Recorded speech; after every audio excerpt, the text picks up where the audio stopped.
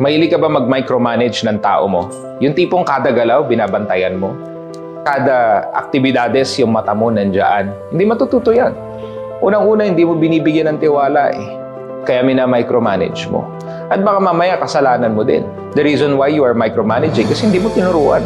Hindi mo train.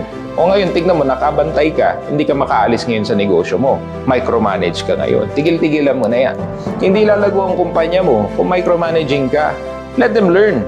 Train your people and give them responsibilities. At etong tip ko sa'yo, kapag umabot na yan ng 70 to 80% as good as you, it is time to delegate. Ibigay mo na yung responsibilidad at hayaan mo na siya mag-grow on his own pace.